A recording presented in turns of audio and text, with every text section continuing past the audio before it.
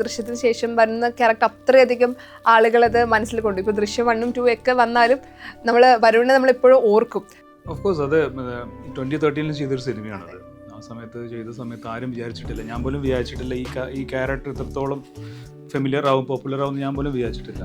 സിനിമകൾ ഒരുപാട് ചെയ്തിട്ടുണ്ട്, അതിനുശേഷം മലയാളത്തിലാണെങ്കിലും ചെയ്തിട്ടുണ്ട്, തമിഴിലും തെലുങ്കിലും ചെയ്തിട്ടുണ്ട്. ബട്ട് സ്റ്റിൽ വരുൺ ആ പീക്കിലുള്ളതുകൊണ്ട് അതിനെ ബ്രേക്ക് ചെയ്യേണ്ട ഒരു റോൾ അനിവാര്യമാണ്. അത് റേച്ചലിൽ നിക്കോളാസ് എന്ന കഥാപാത്രത്തിന് പറ്റുമെന്ന് ഞാൻ വിശ്വസിക്കുന്നു. റേച്ചൽ ഒരു പക്ക ഒരു സിനിമാറ്റിക് എക്സ്പീരിയൻസ് തന്നെയായിരിക്കും ആളുകൾക്ക് കൊടുക്കാൻ പോകുന്നത്.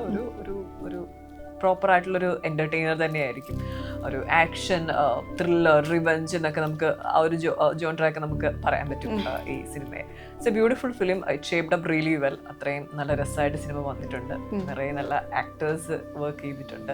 ഞാൻ ഇതുവരെയും ചെയ്ത സിനിമകളിൽ വെച്ച് റേച്ചൽ വ്യത്യസ്തമാവുന്നത് ഈ സ്ക്രീനിൽ ഞാൻ എന്നെ കാണുമ്പോൾ, അല്ലെ റേച്ചലിനെ കാണുമ്പോൾ എനിക്ക് റേച്ചലായിട്ട് തന്നെയാണ് ഫീൽ ചെയ്യുന്നത്. അല്ലെങ്കിൽ ഞാനാണ് അത് ചെയ്തതെന്നോ അല്ലെങ്കിൽ എൻ്റെ ഒരു മാനറിസംസോ എന്നെ കാണാൻ കഴിയുന്നില്ല എന്നുള്ളതാണ് എനിക്ക് തോന്നിയ ഏറ്റവും സ്വയം തോന്നിയ ഒരു പോസിറ്റീവായിട്ടുള്ള ഒരു കാര്യം. ഈ ഇറച്ചി വെട്ടുന്നതൊക്കെ ശരിക്കും ഇറച്ചി കടയിൽ നിന്നൊരു ചേട്ടൻ വന്ന്, അല്ല ഞങ്ങൾ ഇറച്ചി കടയിൽ പോയി അവിടെ നിന്നത് കണ്ട് പഠിച്ച് അതവിടെ പ്രാക്ടീസ് ചെയ്ത് നോക്കി.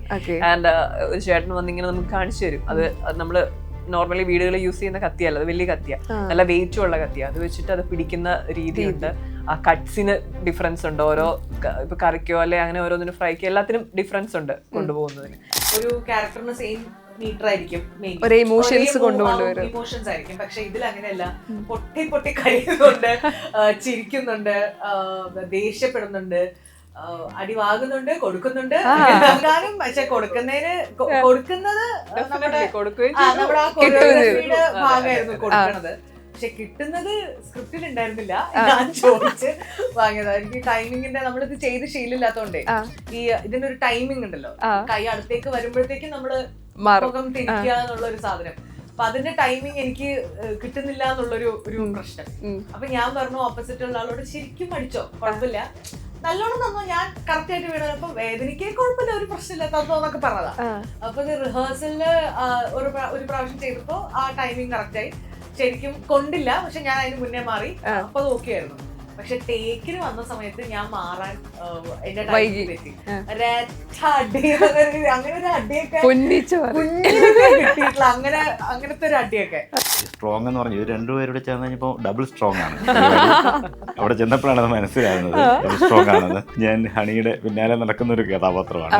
മറ്റു ഭാഷകളിൽ കൂടുതൽ ഓപ്പർച്യൂണിറ്റീസ് വരുന്നതുകൊണ്ടാണോ മലയാളത്തിലൊരു കുറച്ച് എണ്ണം കുറഞ്ഞത്? അതിൽ എപ്പോഴെങ്കിലും റിഗ്രറ്റ് ഫീൽ തോന്നിയിട്ടുണ്ടോ? ഇല്ല, എൻ്റെ ലൈഫിൽ ഞാൻ സിനിമകൾ ചെയ്യുന്ന എപ്പോഴും ഒരു കയറ്റം ഒരു ഇറക്കം അങ്ങനെയൊക്കെ ഉണ്ടാവും. അങ്ങനെ എപ്പോഴും സിനിമകൾ ചെയ്തുകൊണ്ടിരിക്കുന്ന ഒരാളല്ല. അല്ലെ അത്രയും ഈ പറയുന്നത് പോലെ നമുക്ക് ഭയങ്കര ഇൻട്രസ്റ്റിംഗ് ആയിട്ടുള്ള അവസരങ്ങൾ തേടിയെത്തിയിട്ടുള്ള ഒരാളല്ല മേ ബി. പക്ഷെ എല്ലാ സമയത്തും ഒരു നല്ലൊരു സിനിമ, അല്ലെ ദൈവത്തിന്റെ ഒരു സിഗ്നേച്ചർ പതിഞ്ഞിട്ടുള്ള ഒരു സിനിമ എന്നെ തേടി വന്നിട്ടുമുണ്ട്. ഇപ്പൊ ഈ റേച്ചൽ വന്നതുപോലെ, അല്ലെ ഇതിനു മുമ്പ് മോൺസ്റ്റർ ആണ് മലയാളത്തിൽ ലാസ്റ്റ് ചെയ്തത്, അല്ലെങ്കിൽ ട്രിവാൻഡ്രം ലോഡ്ജ്, അല്ലെ ചങ്സ്, അങ്ങനെയൊക്കെയുള്ള കുമ്പസാരം പോലുള്ള കുറെ നല്ല സിനിമകളുടെ ഭാഗമാകാൻ കഴിഞ്ഞിട്ടുണ്ട്. ഇനിയുമുണ്ട് ഒത്തിരി. ദൈവത്തിന്റെ സ്വന്തം ക്രിയേറ്റേഴ്സ്, അങ്ങനെ ഒത്തിരി സിനിമകളുണ്ട്. Thank you so much.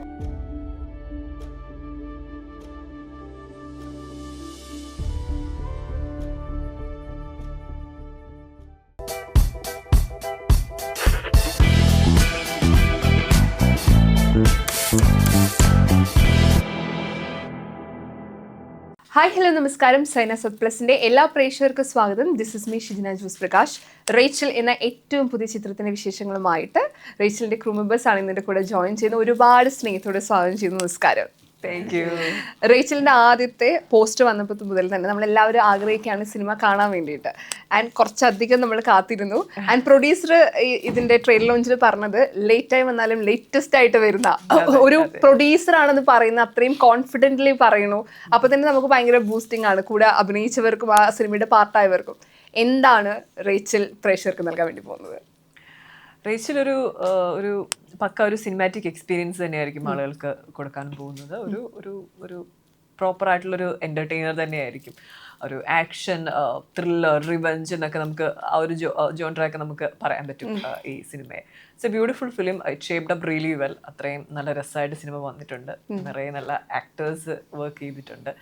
And Anandini ബാലയാണ് ഇത് ഡയറക്റ്റ് ചെയ്തേക്കുന്നത്. ഡെബ്യൂ മൂവിയാണ് പുള്ളിക്കാരിയുടേത്. പുള്ളിക്കാരി ആദ്യത്തെ സിനിമയിൽ ഇത്രയും എന്താ പറയുക ഇൻറ്റൻസ് ആയിട്ടുള്ള ഒരു കഥ ചൂസ് ചെയ്തു എന്നുള്ളത് തന്നെയാണ് പുള്ളിക്കാരിയുടെ ഏറ്റവും ബ്രേവ് അറ്റംപ്റ്റ് ആയിട്ട് കാണുന്നത്. ആൻഡ് ഈ ഒരു സിനിമ എൻ്റെ അടുത്ത് വന്ന് പറയുമ്പം ഒരു 1 ലൈനാണ് പറയുന്നത്. രാഹുൽ മണപ്പാട്ട് എഴുതിയൊരു ഷോർട്ട് സ്റ്റോറി, കുറേ അംഗീകാരങ്ങളൊക്കെ നേടിയിട്ടുള്ള ഒരു ഷോർട്ട് സ്റ്റോറി ആയിരുന്നു അത്. ആൻഡ് ദെൻ അത് കഴിഞ്ഞിട്ടാണ് ഇതിൻ്റെ ഒരു സ്ക്രിപ്റ്റ് ഡെവലപ്പ് ചെയ്യുന്നതും ഒക്കെ. അത് രാഹുലും എബ്രിഡ് ഷൈൻ സാറും കൂടി ചേർന്നിട്ടാണ് സ്ക്രിപ്റ്റ് ചെയ്തിരിക്കുന്നത്. അപ്പം ആനന്ദിനി ഒരു ഡയറക്ടർ എന്നുള്ള രീതിയിൽ എനിക്ക് തോന്നുന്നു എന്നെ സംബന്ധിച്ചിടത്തോളം അതും വലിയൊരു സന്തോഷം നൽകുന്ന ഒരു കാര്യമാണ് ഈ സിനിമയിൽ. കാരണം ഒരു സ്ത്രീ ഡയറക്ടറുടെ കൂടെ ഫസ്റ്റ് ടൈമാണ് ഞാൻ വർക്ക് ചെയ്യുന്നത്. ആൻഡ് അതേപോലെ തന്നെ എബ്രിഡ് ഷൈൻ സാറിൻ്റെ ഒരു വലിയൊരു എന്താ പറയുക ഗൈഡൻസ് ഞങ്ങൾക്ക് ത്രൂ ഔട്ട് ഈ സിനിമയിൽ കിട്ടിയിട്ടുണ്ടായിരുന്നു. പോസ്റ്റ് ഇറങ്ങിയ സമയത്ത് കാസ്റ്റിംഗ് കാണുന്ന സമയത്ത് ഭയങ്കര എല്ലാവരും വളരെ സ്ട്രോങ് ആയിട്ടുള്ള ഒരു ക്യാരക്ടേഴ്സാണ് ചെയ്യുന്നതെന്ന് എനിക്ക് തോന്നിയിട്ടുണ്ട്. ഇപ്പം ഞാൻ കാസ്റ്റിംഗ് കണ്ടപ്പോൾ റോഷൻ്റെ ഫേസോടെ കാണുമ്പോൾ സന്തോഷം തോന്നി. ഒരു മലയാളത്തിലൊരു സ്ട്രോങ് ആയിട്ടുള്ള ഒരു കഥാപാത്രം അല്ലെങ്കിൽ ദൃശ്യത്തിന് ശേഷം വരുന്ന ക്യാരക്ടർ അത്രയധികം ആളുകളത് മനസ്സിൽ കൊണ്ടു. ഇപ്പോൾ ദൃശ്യം 1ഉം 2 ഒക്കെ വന്നാലും വരുണിനെ നമ്മളെപ്പോഴും ഓർക്കും. സോ അതിനുശേഷം ഇതുപോലത്തെ ഒരു ക്യാരക്ടറിൽ അല്ലെങ്കിൽ നല്ലൊരു കഥാപാത്രത്തിൽ മലയാള സിനിമയിൽ വരണമെന്ന് നമ്മൾ ഒരു പ്രേക്ഷക എന്ന നിലയിൽ നമ്മൾ ആഗ്രഹിച്ചിട്ടുണ്ട്. സോ ഈ ഒരു ക്യാരക്ടർ കിട്ടുന്ന സമയത്ത് എന്തായാലും ശരിക്കും ഫീൽ, കാരണം ഒരുപാട് ആഗ്രഹിച്ചിട്ടുണ്ടാവുമല്ലോ ഇത്തരത്തിലൊരു കഥാപാത്രത്തിൽ വരണമെന്ന്. അതെ, ഇതിലെൻ്റെ ക്യാരക്ടറിൻ്റെ പേര് നിക്കോളസ് എന്നാണ്. എനിക്കൊന്ന് ദൃശ്യത്തിന് ശേഷം മലയാളത്തിൽ വരുന്നൊരു ബിഗ് ബാനർ സിനിമയിൽ ഞാൻ വീണ്ടും അഭിനയിക്കാൻ പോവാണ്. അപ്പോൾ ഇതിൽ ഒരു റൂറലായിട്ടുള്ള ഒരു പയ്യനാണ്, ഒരു ജോലി തേടി വരുന്നൊരു പയ്യനായിട്ടാണ് ഞാനിതിൽ വരുന്നത്. അതായത് റീച്ചലിൻ്റെ അച്ഛനായ പോത്തുജോയിയുടെ ശിഷ്യനായിട്ടാണ് ഞാനിതിൽ അഭിനയിച്ചിരിക്കുന്നത്. ഭയങ്കര ചലഞ്ചിങ് ഒന്നുമല്ല, എന്നാൽ പിന്നെ ഒരുപാട് ഷെയ്ഡ്സ് ഉള്ള ഒരു കഥാപാത്രം തന്നെയാണ്. മേക്ക് ഓവർ വൈസ് ആണെങ്കിലും നമ്മുടെ ചില ലുക്ക് വൈസ് ആണെങ്കിലും ഒത്തിരി ചേഞ്ചുള്ള ഒരു ക്യാരക്ടറാണ്. എനിക്കൊന്ന് ദൃശ്യം സിനിമയെ കാണാൻ കുറച്ചധികം സ്ക്രീൻ സ്പേസ് എനിക്ക് റീച്ചലുണ്ട്. തീർച്ചയായിട്ടും ഇത് മലയാളത്തിലേക്ക് ഒരു കംബാക്ക് എന്നല്ല, ഇനി അങ്ങോട്ട് സിനിമകൾ ചെയ്യാനുള്ള ഒരു ഓപ്പർച്യൂണിറ്റി ആയിട്ട് ഞാൻ ഇതിനെ കാണും. മലയാള സിനിമയിൽ വളരെ സ്ട്രോങ് ആയിട്ടുള്ള സ്ത്രീ കഥാപാത്രങ്ങൾ ചെയ്ത ആളുകളുണ്ട്. അപ്പം ആദ്യം മനസ്സിൽ വരുന്ന ഒരു ഫേസ് ആണ്. സോ ഇതില് എത്തരത്തിലുള്ളൊരു കഥാപാത്രമാണ്? ഇതിലും അത്യാവശ്യം സ്ട്രോങ് ആയിട്ടുള്ള, പക്ഷെ ഈ പറഞ്ഞ പോലെ നമുക്ക് ഈ ക്യാരക്ടറിന് സ്ട്രോങ് ആവാന്നുള്ള ഒരു ഓപ്ഷനേ അപ്പൊ അവിടെ ഉള്ളൂ. അങ്ങനെ സ്ട്രോങ് ആയി പോകുന്നതാണ്. ഒരു നോർമൽ സ്ത്രീയാണ് എന്റെ തെരേസ എന്നുള്ള ക്യാരക്ടർ. ഒരു നാട്ടുപുറത്തൊക്കെ കാണുന്ന വളരെ നോർമൽ ആയിട്ടുള്ള സ്ത്രീയാണ്. പക്ഷെ ഒരു സിറ്റുവേഷൻ അവരെ സ്ട്രോങ് ആക്കി മാറ്റാൻ, ബിക്കോസ് അവർക്ക് വേറെ ചോയ്സ് ഇല്ല. റേച്ചലിന്റെ സുഹൃത്താണ്. അപ്പൊ അങ്ങനെ സ്ട്രോങ് ആവുക എന്നുള്ളൊരു ക്യാരക്ടറാണ് എന്റെ. പക്ഷെ ഞാൻ വളരെ വൾണറബിൾ ആയിട്ടുള്ള ഒരു സ്ത്രീയും കൂടെയാണ് ഈ ക്യാരക്ടറിൽ. അതാണ് ഞാൻ നേരത്തെ പറഞ്ഞ പോലെ എനിക്ക് ഈ സിനിമയിൽ ചിരിക്കാനും കരയാനും ദേഷ്യപ്പെടാനും എല്ലാത്തിനും പറ്റിയിട്ടുണ്ട്. ഇപ്പൊ വേറെ സിനിമകളാണെങ്കിൽ ചിലപ്പോ യൂഷ്വലി ഒരു ക്യാരക്ടറിന് സെയിം മീറ്റർ ആയിരിക്കും, ഇമോഷൻസ് ആയിരിക്കും. പക്ഷെ ഇതിൽ അങ്ങനെയല്ല. പൊട്ടി കരയുന്നുണ്ട്, ചിരിക്കുന്നുണ്ട്, ദേഷ്യപ്പെടുന്നുണ്ട്, അടിവാകുന്നുണ്ട്, കൊടുക്കുന്നുണ്ട്. അപ്പൊ അങ്ങനെ പല ഷെയ്ഡ്സും എനിക്ക് എക്സ്പ്ലോർ ചെയ്യാൻ, ഞാൻ ആദ്യമായിട്ടാണ് അങ്ങനത്തെ ഒരു ക്യാരക്ടർ പ്ലേ ചെയ്യുന്നത്. അപ്പൊ അതില് ഭയങ്കരമായിട്ട് ചാലഞ്ചിങ്ങും ആയിരുന്നു. ആൻഡ് ഭയങ്കര ഒരു വല്ലാത്തൊരു എക്സ്പീരിയൻസും ആയിരുന്നു. അതായത് ഈ റേച്ചൽ കഴിഞ്ഞപ്പം നമ്മള് അത് കഴിഞ്ഞിട്ട് അതിന്റെ ഒരു ഷൂട്ടിംഗ് പ്രോസസ്സിനെ പറ്റിയൊക്കെ ഓർക്കുമ്പോ എന്തൊക്കെയാണ് നമ്മള് ചെയ്തു സാധനം വരുമല്ലോ. അപ്പൊ അത് ഭയങ്കരമായിട്ട് ഒരു വല്ലാത്തൊരു സാറ്റിസ്ഫാക്ഷൻ, ഒരു കണ്ടന്റ്മെന്റ് എന്നൊക്കെ പറയില്ലേ, അങ്ങനത്തെ ഒരു എക്സ്പീരിയൻസ് ആണ്. ഇപ്പം മലയാളികൾക്ക് ഭയങ്കര നിഷ്കളങ്കമായിട്ടുള്ള ഒരു ക്യാരക്ടേഴ്സ് ഒക്കെ നമുക്ക് തോന്നുമ്പോൾ നിഷ്കളങ്കമായിരിക്കും ഈ ക്യാരക്ടർ നമ്മൾ ചിന്തിക്കും. പക്ഷെ ഈ സിനിമയിൽ വേറിട്ടൊരു ക്യാരക്ടറാണ്. അതൊന്നും മാറ്റിമറിക്കാൻ വേണ്ടി പോവാണ്. സോ അത് ബിഗ് സ്ക്രീനിൽ കാണുമ്പോഴേ നമ്മൾ ഇതുവരെ ചെയ്യാത്തൊരു ക്യാരക്ടറാണ് നമ്മൾ ബിഗ് സ്ക്രീനിൽ കാണാൻ വേണ്ടി പോകുന്നത്. അതിൻ്റെ ഒരു എക്സൈറ്റ്മെന്റ് എങ്ങനെയുണ്ട്? തീർച്ചയായിട്ടും ഉണ്ട്. ഞാൻ ഈ സിനിമയിലേക്ക് വരുന്നത് വളരെ പെട്ടെന്ന് വന്നതാണ്. അപ്പം ഞാൻ ഏത് സിനിമയിലേക്ക് വരുമ്പോഴും നമ്മളെ ടെക്നിക്കൽ ക്രൂവിനെ ഞാൻ നോക്കാറുണ്ട്. പക്ഷേ ഈ ടെക്നിക്കൽ ക്രൂ കേട്ടപ്പോൾ വളരെ സന്തോഷമാണ്. ഒരു പിന്നണിയിലും കൂടെ അഭിനയിക്കുന്നവരുടെ റേഞ്ച് ആയാലും. അപ്പോൾ എനിക്ക് തോന്നുന്നത് സ്ട്രോങ് എന്ന് പറഞ്ഞു, ഇവർ രണ്ടുപേരുടെ ചേർന്ന് കഴിഞ്ഞപ്പോൾ ഡബിൾ സ്ട്രോങ് ആണ്. അവിടെ ചെന്നപ്പോഴാണ് അത് മനസ്സിലാകുന്നത്, ഡബിൾ സ്ട്രോങ് ആണെന്ന്. ഞാൻ ഹണിയുടെ പിന്നാലെ നടക്കുന്നൊരു കഥാപാത്രമാണ്, അറിയാമല്ലോ. അപ്പോൾ സ്ട്രോങ് ആയിട്ട് ഈ ഡബിൾ സ്ട്രോങ്ങുകൾ നമ്മളെ പറപ്പിക്കുകയാണ്, നമ്മൾ അതിൽ സ്ട്രോങ് ആയിട്ട് ഓടുകയാണ്. എന്തായാലും നല്ലൊരു അനുഭവമായിരുന്നു. നല്ലൊരു ദൃശ്യ വിസ്മയം ഉണ്ടാക്കും എന്നാണ് ഞാൻ പ്രതീക്ഷിക്കുന്നത്. ഇപ്പൊ പല ഇന്റർവ്യൂ ചെയ്യുന്ന സമയത്ത് ആക്ടേഴ്സ് എപ്പോഴും പറയുന്ന കാര്യം ഒരു ഫൈറ്റ് സീൻ ചെയ്യാൻ ഭയങ്കര ആഗ്രഹമുണ്ട്. എനിക്കത് ഇതിലെ ഗംഭീര ഫൈറ്റ് സീൻ ഇവർ ചെയ്യുന്നുണ്ടെന്ന് തോന്നും. എങ്ങനെ ഉണ്ടായിരുന്നു? ഇപ്പൊ നമ്മൾ ചെയ്തു വെച്ച കുറെ കാര്യം ഇപ്പൊ ഓർക്കുമ്പോൾ തന്നെ നമുക്കൊരു രോമാഞ്ചം വരുമല്ലോ. ഇത് സ്ക്രീനിൽ കാണുന്ന സമയത്ത് നിങ്ങൾക്ക് ഇപ്പൊ ചിന്തിക്കുമ്പം ഇന്നൊരു സീൻ അത് അയ്യോ ഒരു രക്ഷ ഉണ്ടായിരുന്നില്ല, അത് ഞാനാണ് ചെയ്തത്, അങ്ങനെ വിസ്മയിപ്പിക്കുന്നത് അങ്ങനെ എന്തെങ്കിലും നിങ്ങളുടെ ജേർണിയിലുണ്ടോ? എനിക്ക് പോരാന്നേ തോന്നി. കുറച്ചും കൂടി തോന്നലാണ് തോന്നാറുള്ളത്. ആക്ച്വലി ഞാൻ ഇതുവരെയും ചെയ്ത സിനിമകൾ വെച്ച് റേച്ചൽ വ്യത്യസ്തമാവുന്നത് ഈ സ്ക്രീനിൽ ഞാൻ എന്നെ കാണുമ്പോൾ അല്ലെ റേച്ചലിനെ കാണുമ്പോൾ എനിക്ക് റേച്ചലായിട്ട് തന്നെയാണ് ഫീൽ ചെയ്യുന്നത്. അല്ലെങ്കിൽ ഞാനാണ് അത് ചെയ്തതെന്നോ അല്ലെങ്കിൽ എൻ്റെ ഒരു മാനറിസംസോ എന്നെ കാണാൻ കഴിയുന്നില്ല എന്നുള്ളതാണ് എനിക്ക് തോന്നിയ ഏറ്റവും സ്വയം തോന്നിയ ഒരു പോസിറ്റീവ് ആയിട്ടുള്ള ഒരു കാര്യം. അത് നോർമലി അങ്ങനെയല്ല സംഭവിക്കാറുള്ളത്. അപ്പം ഇത്തവണ അതിനെന്തായാലും ഒരു മാറ്റമുണ്ടെന്ന് എനിക്ക് തോന്നുന്നു. ആൻഡ് ഇതിൽ ഓരോ സീനും അത്രയും പ്രാധാന്യം അർഹിക്കുന്നതാണ്. പിന്നെ ഫിസിക്കലി മെന്റലിയൊക്കെ ഞങ്ങൾ ഭയങ്കര ടയേർഡായി പോയത് ഈ പറഞ്ഞ പോലെ ഫൈറ്റ് സീക്വൻസ് തന്നെയാണ്. അത് ഞങ്ങളൊന്നും അങ്ങനെ ഫൈറ്റ് ചെയ്തിട്ടുള്ള ആളുകളല്ല. അപ്പൊ അത് ഫസ്റ്റ് ടൈം ചെയ്യുമ്പോൾ അതും നല്ല നാടൻ തല്ലാതെ ഞാനങ്ങനെ ഫൈറ്റ് സിനിമയിൽ പോലും ഒബ്സർവ് ചെയ്യാറില്ല. ഇപ്പൊ OTT കാണുകയാണെങ്കിൽ ഫൈറ്റ് മിക്കവാറും ഞാൻ ഫോർവേഡ് ചെയ്ത് വിടും. അതുകൊണ്ട് ഇതിന്റെ ഒരു പരിപാടി എങ്ങനെയാന്ന് പോലും ഒരു ഐഡിയ ഇല്ല. അങ്ങനെ കുറച്ച് പാടുണ്ട്. ശരിക്കും അടി കിട്ടിയിട്ടുണ്ടോ? എപ്പോഴും കൈ കൂടുതൽ കൊടുത്തു കൊടുക്കാനും പക്ഷെ കൊടുക്കുന്നത് ഡെഫിനറ്റ്ലി കൊടുക്കുകയും ചെയ്തു. ഭാഗമായിരുന്നു കൊടുക്കണത്. പക്ഷെ കിട്ടുന്നത് സ്ക്രിപ്റ്റിൽ ഉണ്ടായിരുന്നില്ല. ഞാൻ ചോദിച്ച് വാങ്ങിയത്. എനിക്ക് ടൈമിങ്ങിന്റെ നമ്മളിത് ചെയ്ത് ശീലമില്ലാത്തോണ്ടേ ഈ ഇതിനൊരു ടൈമിംഗ് ഉണ്ടല്ലോ. കൈ അടുത്തേക്ക് വരുമ്പോഴത്തേക്ക് നമ്മള് മുഖം തിരിക്കുക എന്നുള്ള ഒരു സാധനം. അപ്പൊ അതിന്റെ ടൈമിംഗ് എനിക്ക് കിട്ടുന്നില്ല എന്നുള്ളൊരു പ്രശ്നം. അപ്പൊ ഞാൻ പറഞ്ഞു ഓപ്പോസിറ്റ് ഉള്ള ആളോട് ശരിക്കും അടിച്ചോ, കുഴപ്പമില്ല, നല്ലോണം തന്നോ, ഞാൻ കറക്റ്റ് ആയിട്ട് വീണത്, അപ്പൊ വേദനയ്ക്ക് കുഴപ്പമില്ല, ഒരു പ്രശ്നമില്ല തന്നോന്നൊക്കെ പറഞ്ഞതാ. അപ്പൊ ഇത് റിഹേഴ്സലില് ഒരു പ്രാവശ്യം ചെയ്തപ്പോ ആ ടൈമിംഗ് കറക്റ്റ് ആയി. ശരിക്കും കൊണ്ടില്ല, പക്ഷെ ഞാൻ അതിന് മുന്നേ മാറി. അപ്പൊ നോക്കിയായിരുന്നു. പക്ഷെ ടേക്കിന് വന്ന സമയത്ത് ഞാൻ മാറാൻ എന്റെ ടൈമിംഗ് തെറ്റി. അങ്ങനെ ഒരു അടിയൊക്കെ കിട്ടിയിട്ടില്ല. അങ്ങനത്തെ ഒരു അടിയൊക്കെ ശരിക്കും ഫുൾ 4 വിരലും ഇങ്ങനെ പതിയുന്ന രീതിയിലാണ് എനിക്ക് അടി കിട്ടിയത്. ഞാൻ കറങ്ങി അടിച്ചിട്ടാണ് വീണത്. അതൊരു അത്ര റിയലിസ്റ്റിക് ആയിരുന്നു. അത് കാണുമ്പോ ഓൾറെഡി അത് ഓർക്കുകയും ചെയ്യും. ഇപ്പൊ ഇറച്ചിവെട്ട് ഇത് നമുക്ക് പരിചയമില്ലാത്ത കാര്യങ്ങളാണ്. ഇപ്പം ഇതിലെല്ലാവർക്കും പരിചയമില്ലാത്ത കാര്യങ്ങളാണ് ചെയ്യേണ്ടി വന്നിട്ടുള്ളത്. സോ നമ്മളൊരു ക്യാരക്ടറിലേക്ക് വരുന്ന സമയത്ത് ഒരു പ്രിപ്പറേഷൻ ഉണ്ടാവുമല്ലോ. ഇപ്പൊ നമുക്ക് ഓൾറെഡി കഥ അറിയാം, നമുക്ക് അറിയുന്ന ആളുകളെ ചിലപ്പോൾ നമ്മൾ ഇന്ന കഥാപാത്രമായിട്ട് ചിലപ്പോൾ എടുക്കാറുണ്ട്. ചിലപ്പോൾ ഒട്ടും പരിചയമില്ലാത്ത ആളുകളെ നിങ്ങൾ എങ്ങനെയാണ് ശരിക്കും അത് പെർഫോം ചെയ്യുക? അതിപ്പോ ഡയറക്ടർ പറയുന്നു, റൈറ്റർ പറയുന്നു, പെർഫോം ചെയ്യുന്നതിനപ്പുറം എങ്ങനെയാണ് ശരിക്കും അതിന്റെ ഒരു? ആക്ച്വലി ഞങ്ങൾക്ക് ഈ പറഞ്ഞ പോലെ കുറെ ഹോംവർക്ക് ചെയ്യേണ്ടി വന്നിട്ടുണ്ട്. ആൻഡ് നമുക്ക് ഈ ഇറച്ചി വെട്ടുന്നതൊക്കെ ശരിക്കും ഇറച്ചി കടയിൽ നിന്നൊരു ചേട്ടൻ വന്ന്, അല്ല ഞങ്ങൾ ഇറച്ചി കടയിൽ പോയി അവിടെ നിന്ന് അത് കണ്ട് പഠിച്ച് അതവിടെ പ്രാക്ടീസ് ചെയ്ത് നോക്കി. ആൻഡ് ഒരു ചേട്ടൻ വന്നിങ്ങനെ നമുക്ക് കാണിച്ചു തരും. അത് നമ്മള് നോർമലി വീടുകളിൽ യൂസ് ചെയ്യുന്ന കത്തിയല്ല, അത് വലിയ കത്തിയ, നല്ല വെയിറ്റും ഉള്ള കത്തിയ. അത് വെച്ചിട്ട് അത് പിടിക്കുന്ന രീതിയുണ്ട്. ആ കട്ട്സിന് ഡിഫറൻസ് ഉണ്ട്. ഓരോ ഇപ്പൊ കറിക്കോ അല്ലെ അങ്ങനെ ഓരോന്നിനും ഫ്രൈക്കോ എല്ലാത്തിനും ഡിഫറൻസ് ഉണ്ട് കൊണ്ടുപോകുന്നതിന്. അപ്പോൾ അത് അങ്ങനെ ഓരോ കാര്യങ്ങൾ, മൈന്യൂട്ട് കാര്യങ്ങൾ പഠിപ്പിക്കും. പിന്നെ കത്തി തേക്കുന്ന രീതിക്ക് വ്യത്യാസമുണ്ട്. അതിൻ്റെ അവരുടെ പെരുമാറ്റ രീതി തന്നെ അതിനുള്ള ഡിഫറൻസ് ഉണ്ട്. ടോട്ടലി ഡിഫറെന്റ് ആണ്. ആൻഡ് അത് ഇറച്ചി പൊതിഞ്ഞു കൊടുക്കുന്ന രീതികൾ, അപ്പൊ ഇതെല്ലാം സംസാര രീതികൾ, ഇതെല്ലാം ഇങ്ങനെ ചോദിച്ച് കൃത്യമായിട്ട് ചെയ്യുന്ന ഒരാൾ വന്ന് നിന്ന് കാണിച്ചു തന്നിട്ടൊക്കെയാണ് നമ്മൾ ചെയ്തേക്കുന്നത്. അത് എല്ലാ കാര്യങ്ങളും അങ്ങനെയാണ്. അപ്പം ഇത് കാടിന്റെ ഒരു പശ്ചാത്തലം കൂടി ഈ സിനിമയിൽ വരുന്നുണ്ട്. അപ്പം നായാട്ട്, ഈ വേട്ടക്കാരുടെ ലൈഫ് കൂടി പറയുന്നുണ്ട്. അപ്പൊ അതൊക്കെ റിയൽ ആയിട്ടുള്ള ആളുകളെ കൊണ്ടുവന്നിട്ട് അവരുടെ എക്സ്പീരിയൻസുകളൊക്കെ മനസ്സിലാക്കി അവരെങ്ങനെയാണ് ചെയ്യുന്നതെന്നൊക്കെ ചോദിച്ച് മനസ്സിലാക്കി അതൊക്കെ ഈ സിനിമയിലും കൂടി കൊണ്ടുവരാൻ ശ്രമിച്ചിട്ടുണ്ട്. അങ്ങനെ എന്താ പറയാ, നമ്മൾ ഇതുവരെ ജീവിതത്തിൽ കണ്ടിട്ടോ കേട്ടിട്ടില്ലാത്ത പല കാര്യങ്ങളും ഈ സിനിമയിലൂടെ ചെയ്യാൻ കഴിഞ്ഞു. ഇതിപ്പോ ഷൂട്ടിംഗ് നടന്നത് എവിടെ വെച്ചിട്ടായിരുന്നു? സ്ഥലം പാലക്കാട്, കൊല്ലങ്കോട്. ഭയങ്കര ബ്യൂട്ടിഫുൾ ആയിട്ടുള്ള കുറെ സ്ഥലങ്ങള്, ബ്യൂട്ടിഫുൾ സ്ഥലമാണ്. അതെ, ഷോർട്സ് കാണിക്കുന്നുണ്ട്. അത് തന്നെയാണ് എൻ്റെ സിനിമയിലും നല്ല ചൂടായിരുന്നു. നല്ല ചൂടായിരുന്നു, പക്ഷെ അത്രയും ഭംഗിയുള്ള സ്ഥലം എനിക്ക് തോന്നുന്നു ഒരു 50 വർഷം മുമ്പുള്ള കേരളം കാണണമെങ്കിൽ കേരളം.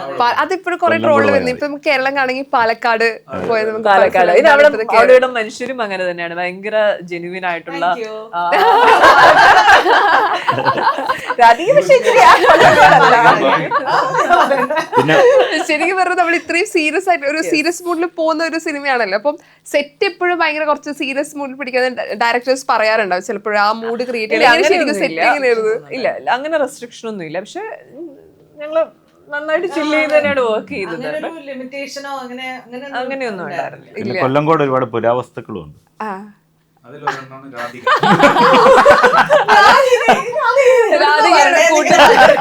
രാധികയുടെ കൂട്ടത്തിലേരാ. രാധികയും ഒരു ഇരയാണ്. ഇപ്പം റേച്ചൽ സിനിമ കമ്മിറ്റിന് ചെയ്തതിനു ശേഷം മറ്റ് സിനിമകളൊന്നും ചെയ്തിട്ടില്ല, കമ്മിറ്റിയില്ല, ഫുൾ അതിലാണ് ഫോക്കസ് ചെയ്യുന്നത് പറഞ്ഞിട്ടുണ്ടായിരുന്നു. സോ ഒരു ആക്ട്രസിനെ സംബന്ധിച്ചിടത്തോളം നമുക്ക് നല്ല നല്ല കഥാപാത്രങ്ങൾ വരും, ചിലപ്പോൾ നല്ല കഥ കിട്ടുമ്പോൾ നമുക്ക് ചെയ്യണം എന്ന് ആഗ്രഹം ഉണ്ടാവും. പക്ഷെ എന്തുകൊണ്ടാണ് ഈ ഒരു സിനിമയുടെ ഭാഗമാകുമ്പോൾ വേറെ പടങ്ങളിലൊന്നും ചെയ്യേണ്ടെന്നൊരു തോട്ട് വന്നത് എങ്ങനെയാണ്? അല്ല, ഈ കഥ ഭയങ്കര ഇൻട്രസ്റ്റിംഗ് ആണ്. ഈ കഥാപാത്രവും അങ്ങനെ അത്രയും എനിക്ക് തോന്നുന്നു ഇനി ഇങ്ങനത്തെ ഒരു ഷെയ്ഡുള്ള ഒരു കഥാപാത്രം വരുമോ ഇല്ലയോ എന്നുള്ളത് എനിക്കറിയില്ല. അത്രയും യൂണിക് ആയിട്ടുള്ള ഒരു ക്യാരക്ടറാണ് ചെയ്തിരിക്കുന്നത്. ഞാൻ ഇതുവരെയും ചെയ്തു വെച്ച സിനിമകളിൽ നിന്നും മാറി നിൽക്കുന്ന ഒരു സിനിമ കൂടിയാണ്. അപ്പം ഈ സിനിമ കഴിഞ്ഞിട്ട് എന്തായിരിക്കാം എന്നെ തേടി എത്തുന്നതെന്ന് കാണാനും എന്നുള്ളൊരു ഭയങ്കര ആഗ്രഹമുണ്ട്. അതിൻ്റെ ഇടയിൽ പോയി നമ്മൾ അതിൽ കണ്ടിട്ടോ കേട്ടിട്ടോ ഉള്ളാത്തൊരു ഒരു കഥാപാത്രം ചെയ്യണ്ട എന്നുള്ളത് മനസ്സിലുണ്ടായിരുന്നു. പിന്നെ ഞാൻ കഥ കേൾക്കുന്നുണ്ടായിരുന്നു, എനിക്ക് അത്രയും ഇൻട്രസ്റ്റിംഗ് ആയിട്ട് ഫീൽ ചെയ്തില്ല എന്നുള്ളതാണ് റിയാലിറ്റി. ഇപ്പം ഇപ്പൊ ഈ സോഷ്യൽ മീഡിയ വന്നൊരു കാര്യം, സിനിമ എന്നെയല്ല ഞാനാണ് സിനിമയെ തേടി പോകുന്നത് പറഞ്ഞത്, അത് ഭയങ്കര ടച്ചിങ് ആയിരുന്നു. ഇപ്പൊ പല ആർട്ടിസ്റ്റും മനസ്സിൽ ചിന്തിക്കുന്ന ഒരു കാര്യമാണ് നമ്മൾ എപ്പോഴും സ്ട്രഗിൾ ചെയ്യുക, നല്ല സിനിമയുടെ ഭാഗമാവുക എന്ന് പറയുന്നത്. ഇപ്പം മറ്റു ഭാഷകളിൽ അഭിനയിക്കുന്നുണ്ട്, അപ്പം മറ്റു ഭാഷകളിൽ കൂടുതൽ ഓപ്പർച്യൂണിറ്റീസ് വരുന്നതുകൊണ്ടാണ് മലയാളത്തിൽ ഒരു കുറച്ച് എണ്ണം കുറഞ്ഞത്. അതിൽ എപ്പോഴെങ്കിലും റിഗ്രറ്റ് ഫീൽ തോന്നിയിട്ടുണ്ടോ?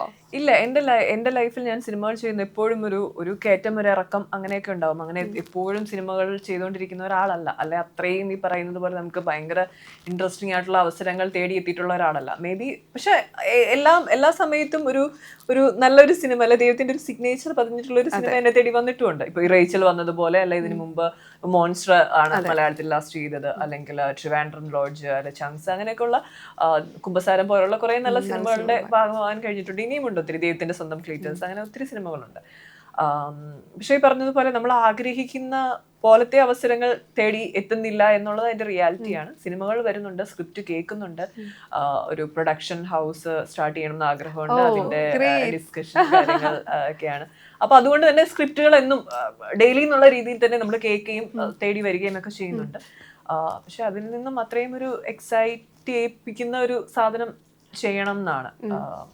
സോ ആ ഒരു തലത്തിലേക്ക് എത്തിപ്പെടാൻ ഇതുവരെയും കഴിഞ്ഞില്ല എന്നുള്ളത് ഒരു ആക്ടർ എന്നുള്ള രീതിയിൽ ഞാൻ സ്വയം മനസ്സിലാക്കുന്ന കാര്യമാണ്, അതൊരു റിയാലിറ്റിയാണ്. അതുകൊണ്ട് തന്നെ ഞാൻ പറഞ്ഞ എന്നെ മലയാള സിനിമയ്ക്ക് അല്ല ആവശ്യം, എനിക്കാണ് ആവശ്യം. ഒരു പ്രൊഡക്ഷൻ കമ്പനി ആഗ്രഹം ഉണ്ടല്ലോ, ഇപ്പൊ ഒരു ആക്ട്രസിനെ സംബന്ധിച്ചിടത്തോളം ഓരോ ജേണിയിലും പുതിയ പുതിയ മൈൽ സ്റ്റോണുകൾ കൊണ്ടുവരാന്നാണ്. അപ്പൊ ഇപ്പം മലയാളത്തിൽ ഒരുപാട് നല്ല കഥകൾ, നല്ല സിനിമകൾ വരുന്നു. ഒരു പ്രൊഡക്ഷൻ കമ്പനി സ്റ്റാർട്ട് ചെയ്യുമ്പോൾ എത്തരത്തിലുള്ള സിനിമകൾ ചെയ്യണം ഒരു ആഗ്രഹം ഉണ്ടാവില്ലേ? ലവിങ് ഒരു പേഴ്സൺ ആണ്. എനിക്ക് ഒരു എന്റർടൈനർ ആയിരിക്കണം, ഒരു ഹ്യൂമറിന് പ്രാധാന്യം നൽകിക്കൊണ്ട് ഒരു സാധനമാണ് ഫസ്റ്റ് ചെയ്യണം എന്നെ മനസ്സിലുള്ളത്. ആൻഡ് ഇവൻച്വലി എല്ലാ തരത്തിലുള്ള സിനിമകളും ചെയ്യണം എന്നുണ്ട്. എനിക്ക് ഇഷ്ടപ്പെടുന്ന, എന്നെ എക്സൈറ്റ് ചെയ്യിപ്പിക്കുന്ന തരം മൂവീസ്. ഞങ്ങൾ ഫൺ മൂഡ് ഒന്ന് ആഗ്രഹിക്കുന്നു. ഡെഫിനറ്റ്ലി. പ്രൊഡക്ഷൻ കമ്പനിയുടെ പേരെന്താ? HRV Productions. അനൗൺസ് ചെയ്തതാണ്. ഓക്കെ. ഇപ്പം വരുൺ എന്ന് പറഞ്ഞ ക്യാരക്ടർ ഇതിപ്പോ ഭയങ്കരമായിട്ട് ആളുകൾക്ക് ഇപ്പോഴും ഓർത്ത് വെക്കുന്നു. ഒരു നമ്മൾ ചെയ്ത ഒരു കഥാപാത്രം ആളുകൾ ഓർത്ത് വെക്കുക, അല്ലെങ്കിൽ അതിനെക്കുറിച്ച് സംസാരിക്കുക, വർഷങ്ങൾ കഴിഞ്ഞിട്ടും ഇന്ന ക്യാരക്ടർ എന്ന് പറയുമ്പോൾ ഒരു ആർട്ടിസ്റ്റ് സംബന്ധിച്ചിടത്തോളം ഭയങ്കര സന്തോഷമുള്ള ഒരു കാര്യമാണ്. പക്ഷേ അതിനുശേഷവും സിനിമകൾ ചെയ്യുമ്പോഴും ആ ക്യാരക്ടർ പറയുമ്പോൾ എങ്ങനെയാ ശരിക്കും മനസ്സിലൊരു ഫീൽ എങ്ങനെയാ? സന്തോഷമാണോ അതെങ്ങനെയാ? ഓഫ് കോഴ്സ് അത് 2013 ചെയ്തൊരു സിനിമയാണ്. ആ ചെയ്ത സമയത്ത് ആരും വിചാരിച്ചിട്ടില്ല, ഞാൻ പോലും വിചാരിച്ചിട്ടില്ല ഈ ക്യാരക്ടർ ഇത്രത്തോളം ഫെമിലിയർ ആവും, പോപ്പുലർ ആവും ഞാൻ പോലും വിചാരിച്ചിട്ടില്ല. ആ സിനിമയുടെ മെയിൻ പ്ലോട്ടാണല്ലോ, ദൃശ്യം സിനിമയുടെ മെയിൻ പ്ലോട്ടാണ് വരുൺ പ്രഭാകർ. അപ്പം എന്നിരുന്നാലും നമ്മൾ പല സിനിമകളിൽ പല പ്ലോട്ടുകൾ കാണാറുണ്ട്, പക്ഷെ ആ കഥാപാത്രത്തെ കുറിച്ചൊന്നും കൂടുതൽ ആരും സംസാരിക്കാറില്ല. പക്ഷെ ഈ സിനിമക്ക് എന്തോ ആ ക്യാരക്ടറും ആ ഡേറ്റും ഒക്കെ ആൾക്കാർ ഓർത്തു വെക്കുന്ന പറയുന്നത് അത് ആ ക്യാരക്ടറും ആ സിനിമ ഉണ്ടാക്കിയൊരു ഇമ്പാക്റ്റ് ആണ്. അത് എന്നെ സംബന്ധിച്ചാൽ ഇറ്റ്സ് എ ഹ്യൂജ് തിങ്. അത് എന്താ പറയാ, ചില സമയങ്ങളിൽ അൺതിങ്കബിൾ ആണ്. നമ്മൾ ചില സമയത്ത് ഇങ്ങനെ ആലോചിക്കും, എന്നാലും ആ ക്യാരക്ടർ എങ്ങോട്ടാണ് പോയത്, ബഹിരാകാശത്തേക്കാണോ അല്ല ഇത്രയും. അത് ഇപ്പൊ ഞാൻ അതിന്റെ തെലുങ്കും തമിഴ് വേർഷനൊക്കെ ചെയ്തിട്ടുണ്ട്. ഈവൻ തെലുങ്കിൽ പോകുമ്പോഴും ആ ഡേറ്റ് ആൾക്കാർ ഈ സ്വാഭാവികമായിട്ടും ട്രോൾസ് കൂടുതൽ ഉണ്ടാക്കി വിടുന്നത് മലയാളീസ് ആണ്. പക്ഷെ ഞാൻ അങ്ങനെ ചിന്തിച്ചിരുന്നത്. പക്ഷെ തെലുങ്കിൽ പോയപ്പോ അവിടെയും ഈ പറഞ്ഞ പോലെ മലയാളികള് ഓഗസ്റ്റ് 2 വരുന്ന സമയങ്ങളിലൊക്കെ ചില കാര്യങ്ങൾ എനിക്ക് അയച്ചു തരാറുണ്ട്. അപ്പം വരുൺ പ്രഭാകരനെ പറ്റി ചോദിക്കാറുണ്ട്, സെക്കൻഡിലുണ്ടോ തേർഡിലുണ്ടോ. അവിടെയും ഇവിടെ ഷൂട്ട് ചെയ്യുന്ന അവിടെയും പരിപാടി നടക്കുന്നുണ്ട്. അപ്പൊ എന്നെ സംബന്ധിച്ച് ഇപ്പം എവിടെ പോയാലും ഒരു ഐഡന്റിറ്റി ഉണ്ട്. ലൈക് പല നടന്മാർ, എനിക്കറിയാം എന്റെ സുഹൃത്തുക്കളിൽ പല ആക്ടേഴ്സും പല സിനിമകൾ കഷ്ടപ്പെട്ട് ചെയ്തിട്ട് പോലും ആ സിനിമ വർക്കാവാതെ, ആ ക്യാരക്ടർ വർക്കാവാതെ അവർ വീണ്ടും ഇതിൽ നിന്ന് പിന്തിരിഞ്ഞ ഒരുപാട് പേരെ എനിക്കറിയാം. പക്ഷെ എന്നെ സംബന്ധിച്ച ഒരു ക്യാരക്ടർ ചെയ്ത് അത് നല്ലപോലെ റീച്ച് ഔട്ടായി. ഇനി അതിനെ ബ്രേക്ക് ചെയ്യാൻ ചലഞ്ചിങ് ആയിട്ടുള്ള നല്ല നല്ല റോൾസുകൾ മലയാളത്തിൽ ചെയ്യാന്നുള്ളൊരു പ്രോപ്പർ പ്ലാൻ ഉണ്ടെങ്കിൽ പരിപാടി നടക്കുമെന്ന് എനിക്കൊരു തോന്നലുണ്ട്. കാരണം അന്ന് ഞാൻ 2013 ഞാൻ ഏജ് എനിക്കൊരു 10-12 വർഷം ഏജ് കുറവായിരുന്നു. അപ്പൊ എന്റെ രൂപം വളരെ വ്യത്യസ്തമായിരുന്നു. അപ്പൊ എനിക്ക് ഒത്ത കഥാപാത്രങ്ങൾ, എന്റെ മെച്ചൂരിറ്റി ഒത്ത കഥാപാത്രങ്ങൾ വന്നു ചേരുക എന്നുള്ളത് ഭയങ്കര ചലഞ്ചിങ് ആയിരുന്നു. സിനിമകൾ ഒരുപാട് ചെയ്തിട്ടുണ്ട് അതിനുശേഷം, മലയാളത്തിലാണെങ്കിലും ചെയ്തിട്ടുണ്ട്, തമിഴിലും തെലുങ്കിലും ചെയ്തിട്ടുണ്ട്. ബട്ട് സ്റ്റിൽ വരുൺ ആ പീക്കിലുള്ളതുകൊണ്ട് അതിനെ ബ്രേക്ക് ചെയ്യേണ്ട ഒരു റോൾ അനിവാര്യമാണ്. അത് നിക്കോളാസ് എന്ന കഥാപാത്രത്തിന് പറ്റുമെന്ന് ഞാൻ വിശ്വസിക്കുന്നു. ഞങ്ങളും അത് ആഗ്രഹിക്കുന്നു. ഈ ട്രോളുകൾ എങ്ങനെയാ ശരിക്കും നിങ്ങൾ എടുക്കുക? കാരണം ഇപ്പോഴും ട്രോളുകളാണ് ഇപ്പോൾ ഓർമ്മപ്പെടുത്തൽ ചെയ്യണേ. അപ്പോൾ ഒരു ആർട്ടിസ്റ്റിനെ സംബന്ധിച്ചിടത്തോളം നമ്മൾ ചെയ്യുന്ന കാര്യങ്ങളൊക്കെ വാർത്തയാവാറുണ്ട്, അത് ചർച്ചയാവാറുണ്ട്. ഈ ട്രോളുകൾ എങ്ങനെയാണ് നിങ്ങൾ എടുക്കുക? അല്ലെങ്കിൽ സോഷ്യൽ മീഡിയയിൽ വരുന്ന വാർത്തകൾ എങ്ങനെ എടുക്കുക? വാർത്തകൾ കുഴപ്പമില്ലാന്ന് തോന്നുന്നു. ട്രോള് വിഷയമില്ല. ട്രോളെ ഇപ്പൊ ട്രോളൊക്കെ വന്നു തുടങ്ങിയിട്ട് എനിക്കൊന്ന് 5 to 6 years ആവുന്നു. അതിന് മുന്നേ ട്രോളും പരിപാടിയൊന്നും ഉണ്ടായിരുന്നില്ല. അപ്പൊ ട്രോളുകൾക്ക് 2 വശമുണ്ട്, നെഗറ്റീവും പോസിറ്റീവും ഓഫ് കോഴ്സ് എല്ലാത്തിനും ഉണ്ട്. പക്ഷെ ഇപ്പൊ നമ്മള് ഇപ്പൊ ഒരു സിനിമയുടെ ട്രോൾ അല്ലെങ്കിൽ ഒരു വ്യക്തിനെ ട്രോൾ ചെയ്യുന്ന കാണുമ്പോൾ ആ ട്രോൾ ആൾക്കാർ നോക്കുമെങ്കിലും അതിന്റെ താഴെ വരുന്ന കമന്റ്സ് ആണ്, അതിലാണ് ഭീകരം. അതില് ഫൺ കണ്ടെത്തുന്ന അതൊരു ലഹരിയായിട്ട് വരെ സാഡ്സം ഓഫ് കോഴ്സ്. ട്രോളുകളുടെ ഭാഗമാകാൻ ആഗ്രഹിക്കുന്ന ആർട്ടിസ്റ്റുകളുണ്ട്. കാരണം നമ്മളുടെ ഒരു പടം വെച്ചിട്ട് ഒരു ട്രോളുകൾ വരിക എന്ന് പറയുന്നത് ഒരു ഭാഗ്യം തന്നെയാണ്. കാരണം ഒരു ക്യാരക്ടർ റീച്ച് ആവുന്നത് കൊണ്ടാണല്ലോ ട്രോളുകൾ മാറുന്നത്. ഇപ്പൊ എന്റേതാണെങ്കിലും നിർത്തി അപമാനിക്കുക എന്ന് പറയുന്നത് ഒരുപാട് ട്രോളുകൾ കൂടെ കടന്നു പോയത്. പക്ഷെ എത്ര വേഷങ്ങൾ ചെയ്താലും ഒരു ട്രോൾ ആകാൻ പറ്റാത്തവരുമുണ്ട്. പക്ഷെ അത് ഞാൻ പറയുന്നു അത് ആഗ്രഹിക്കാറുണ്ടെന്നാണ് ഞാൻ വിശ്വസിക്കുന്നത്. മാനിഫെസ്റ്റ് ചെയ്യാന്ന് പറയുന്നത് എങ്ങനെയാ അതിനെ കാണുന്നത് മീഡിയയും? ആക്ച്വലി ഇതില് ഒരു വലിയ പരിധി വരെയും അത് നമ്മളെ ഒരു ആക്ടർ എന്നുള്ള രീതിയിൽ നമ്മളെ ഹെൽപ്പ് ചെയ്യുന്നുണ്ട്, അല്ലെങ്കിൽ ഒരു സെലിബ്രിറ്റി എന്നുള്ള രീതിയിൽ അത് ഹെൽപ്പ് ചെയ്യുന്നുണ്ട്. ആളുകളിലേക്ക് എത്താനും അല്ലെ ലൈം ലൈറ്റിൽ നിൽക്കാനും ഒക്കെ ഡെഫിനറ്റ്ലി ഹെൽപ്ഫുൾ ആണ്. പിന്നെ ഈ പറഞ്ഞതുപോലെ നമ്മൾ കമന്റ് സെക്ഷൻ നോക്കാൻ പോയി കഴിഞ്ഞാൽ പിന്നെ നമുക്ക്, കാരണം അതിപ്പോ നമ്മുടേത് മാത്രമല്ല, എനിക്ക് ചിലപ്പോൾ ഞാൻ എൻ്റെ കാര്യം മാത്രം നോക്കുന്നത് കൊണ്ടായിരിക്കും നമുക്ക് അങ്ങനെ വരുന്നത്. നിങ്ങളിത് ഏതൊരു വാർത്തയുടെ താഴെ നോക്കിയാലും അതെ, ഒരു പോസിറ്റീവ് വാർത്തയാണെങ്കിൽ നെഗറ്റീവ് ആയിരിക്കും കമന്റ് സെക്ഷൻ വരുന്നത്. അല്ലെങ്കിൽ ഒരു നെഗറ്റീവ് വാർത്തയാണെങ്കിൽ ചിലപ്പം ഇപ്പം ഞാൻ എന്നെ പറ്റി ഒരു നല്ല കാര്യം ഇടുകയാണെങ്കിൽ അതിന് ഭയങ്കര മോശമായിട്ടുള്ള കമന്റ്സ് ആയിരിക്കും വരിക. പക്ഷെ ആരെങ്കിലും ചീത്ത വിളിച്ചിട്ടിടുകയാണെങ്കിൽ ചിലപ്പം നല്ല സപ്പോർട്ട് ചെയ്ത് കമന്റ്സ് വരും. അത് അതിന്റെ ഒരു ആ ഒഴുക്കിൽ അതങ്ങ് രീതിയിൽ നമ്മളങ്ങ് എടുത്താൽ മതി. പിന്നെ ഈ പറഞ്ഞതുപോലെ പലപ്പോഴും ഏറ്റവും പോസിറ്റീവായിട്ട് കൈകാര്യം ചെയ്യാവുന്ന ഒരു പ്ലാറ്റ്ഫോമാണ് നമ്മുടെ ഈ സോഷ്യൽ മീഡിയ എന്ന് പറയുന്നത്. അതിനെ ഈ നമ്മൾ ഈ കടത്തിണ്ണയിലിരുന്ന് ഈ കുശുമ്പ് കുത്തുന്നത് പോലെയുള്ള രീതികളിലേക്ക് മാറ്റാതെ കുറച്ചും കൂടി പോസിറ്റീവായിട്ട് ആക്കാൻ കഴിയുമെങ്കിൽ ഇറ്റ് വിൽ ബി നൈസ്. പക്ഷെ അതിന് ഈ പറഞ്ഞ പോലെ ഒരു പ്രോപ്പർ ആയിട്ടുള്ള നിയമമോ എന്തെങ്കിലുമൊക്കെ വരേണ്ടി വരും. ഒരു കടന്നുകയറ്റം എപ്പോഴും, പ്രത്യേകിച്ച് അത് സ്ത്രീകൾക്കെതിരെയല്ലേ അത് കൂടുതൽ വരാം. ഇപ്പൊ അങ്ങനെ ഒരു ഇതില്ല. ആർക്കാണെങ്കിലും ഇപ്പൊ കാണുന്ന ആൾക്ക് ഇഷ്ടമല്ലാത്തൊരു സാധനമാണെന്ന് വിചാരിക്കും. ഇപ്പൊ ഫോർ എക്സാമ്പിൾ ഒരാള് ഒരു ഷർട്ട് ഇട്ടു, ആ ഷർട്ട് കാണുന്ന ഒരാൾക്ക് ഇഷ്ടപ്പെട്ടില്ല. അയാളുടെ ടേസ്റ്റിനനുസരിച്ച്, അയാളുടെ ഒരു ഫാഷൻ പ്രിഫറൻസിനനുസരിച്ച് ആയിരിക്കില്ല ചിലപ്പോ ഒരാൾ ഇട്ടിരിക്കുന്ന ഒരു ഷർട്ട്. അപ്പൊ അത് അയാൾക്ക് ഇഷ്ടമായില്ല എന്നാണെങ്കിൽ അത് അയാളുടെ മാത്രം അഭിപ്രായമാണ്. പക്ഷെ അത് ഇട്ട ആളോടും നിനക്ക് വേറെ ഡ്രസ്സൊന്നും കിട്ടിയില്ലടാ, നിനക്ക് ഇത് ഇടാനുള്ള അത്ര സെൻസേ ഉള്ളൂടാ എന്നുള്ള രീതിയിലുള്ള, എനിക്ക് ഇഷ്ടപ്പെട്ടില്ലെങ്കിൽ എനിക്ക് ഇഷ്ടപ്പെട്ടില്ല, ഞാൻ ലൈക്ക് ചെയ്തിരുന്ന പോലെ താഴെ പോയിട്ട് നീ നിനക്കത് ചേരുന്നില്ല അല്ലെങ്കിൽ നീ അതില് അങ്ങനത്തെ ഒരു ഏരിയയിലേക്ക് അവര് വരുന്ന സമയത്ത് അത് കാണുന്ന ആളെയോ അല്ലെങ്കിൽ അത് എത്രമാത്രം ബാധിക്കുന്നു എന്നുള്ളതിലോ ഒന്നില്ലെങ്കിൽ അവർ അവെയർ ആയിരിക്കില്ല. അതല്ലെങ്കിൽ മനഃപൂർവ്വം, അതല്ലെങ്കിൽ പിന്നെ എനിക്ക് വേറൊരു സാധനം, ഞാൻ ഇനീഷ്യലി ഒക്കെ എന്ത് ചെയ്യുന്ന വെച്ച് കഴിഞ്ഞാല് കോവിഡിന്റെ ഒക്കെ സമയത്ത് കേട്ടോ, അപ്പൊ ഒക്കെ എനിക്ക് എന്റെ പോസ്റ്റിൽ എന്തെങ്കിലും ഈ ഇതുപോലത്തെ കമന്റ്സ് വരുമ്പോഴോ അല്ലെങ്കിൽ എന്തെങ്കിലുമൊക്കെ മെസ്സേജ് വരുമ്പോ ഞാൻ അതിന് റിപ്ലൈ കൊടുക്കും. നീയാണോ? പിന്നെ എന്നോട് ഇങ്ങനെ എന്റെ ഫ്രണ്ട്സ് ഒക്കെ പറഞ്ഞു അവര് ചെയ്യുന്നത് നിന്റെ അറ്റൻഷൻ കിട്ടാൻ വേണ്ടിയിട്ടാണ്, നീ അതിന് എന്ത് റിപ്ലൈ കൊടുക്കുന്നു എന്നത് കിട്ടാൻ വേണ്ടിയിട്ടാണ് അവര് കുറെ മെസ്സേജ് അയക്കുന്നത്. അപ്പൊ അതെനിക്ക് പിന്നെ ഞാൻ ആലോചിച്ചപ്പോ ശരിയാ. അപ്പൊ പിന്നെ ഞാനതിപ്പോ ഒന്നും മൈൻഡ് ചെയ്യാറില്ല. പക്ഷെ ചില സമയത്തൊക്കെ ഉണ്ടല്ലോ നമ്മള് നല്ല മൂഡിലിരിക്കുന്ന സമയത്ത് ഭയങ്കര രസമായിട്ട് ആ സമയത്ത് കറക്റ്റ് ആയിട്ട് നമ്മുടെ നോട്ടിഫിക്കേഷൻ അത് കാണുകയും ചെയ്യും, നമ്മള് പ്രതികരിക്കുകയും ചെയ്യും. പിന്നെ നമ്മൾ കുറച്ചേരം ഒന്നും പ്രതികരിക്കാൻ പറ്റുന്നില്ല, അങ്ങനത്തെ ഒരു ഇതിലേക്ക് പോകും. ശരിക്കും പറഞ്ഞാൽ ഇങ്ങനത്തെ ഒരു സെലിബ്രിറ്റികൾ അനുഭവിക്കുന്ന കുറച്ച് കാര്യങ്ങളുണ്ട്. ഇപ്പം നമ്മൾ പുറമേ നോക്കുന്ന സമയത്ത് പോസ്റ്റ് ലൈഫ്, അവരുടെ സെലിബ്രിറ്റി ലൈഫ്, അതിനപ്പുറം നിങ്ങൾ അനുഭവിക്കുന്ന കുറച്ച് കാര്യങ്ങളും കൂടിയുണ്ട്. പലപ്പോഴും അത് ആൾക്കാർ ഐഡന്റിഫൈ ചെയ്യാതെ പോവുകയും ചെയ്യുന്നുണ്ട്. യെസ്, അപ്പം റേച്ചൽ തിയേറ്ററിൽ എത്താൻ വേണ്ടി പോവാണ്. എനിക്കറിയാം നിങ്ങൾക്ക് ഓരോരുത്തർക്കും പ്രതീക്ഷയുള്ള ചിത്രമാണെന്ന്. അത് ഓൾറെഡി പറയുന്നുണ്ട്, അഭിനയിച്ച എല്ലാ ക്യാരക്ടേഴ്സിനും ഇമ്പോർട്ടൻ്റ് ആയിട്ടുള്ള ഒരു സ്പേസ് കൊടുത്തിട്ടുണ്ട്. അത് പെർഫോമൻസിലായാലും സിനിമ റിലീസാകുമ്പം നിങ്ങളുടെ ലൈഫൊക്കെ മാറാൻ പോകുന്ന ഒരു ചിത്രമാണെന്ന് ഞങ്ങൾ പ്രതീക്ഷിക്കുന്നു. അങ്ങനെ തന്നെ സംഭവിക്കട്ടെ. അപ്പം തിയേറ്ററിൽ പ്രേക്ഷകര് ഇപ്പം റിലീസിന് ഒരുങ്ങാണ്. ഇപ്പൊ പ്രേക്ഷകരോട് എന്ന് പറയാം, ഡിസംബർ 6 പടം വരികയാണ്. റേച്ചില് ബ്യൂട്ടിഫുൾ ആയിട്ട് വന്നിട്ടുണ്ട് പടം. ഒരു പക്ക ഒരു ആക്ഷൻ, യുനോ റിവെഞ്ച്, ഒരു ത്രില്ലർ എന്നൊക്കെ നമുക്ക് വിളിക്കാൻ പറ്റുന്ന ഒരു മൂവിയാണ്. നല്ല കഥാപാത്രങ്ങളുണ്ട്, നല്ല എന്താ വിഷ്വൽസ് ഉണ്ട്, ബ്യൂട്ടിഫുൾ വിഷ്വൽസ് ആണ്. അപ്പം ഡെഫിനറ്റ്ലി നിങ്ങളെല്ലാവരും ഫാമിലിയോടൊപ്പം തന്നെ പോയി സിനിമ കാണണം. Okay, thank you so much. All the very best. ഞാൻ നിങ്ങൾക്കൊരു ഗിഫ്റ്റ് കൊണ്ടുവന്നിട്ടുണ്ട്. അത് ആക്ച്വലി എല്ലാവരും ചെയ്യേണ്ട ഒരു കാര്യമാണ്. നിങ്ങളെ മാതൃക. ഒരു പെർഫ്യൂമാണ്. Thank you so much.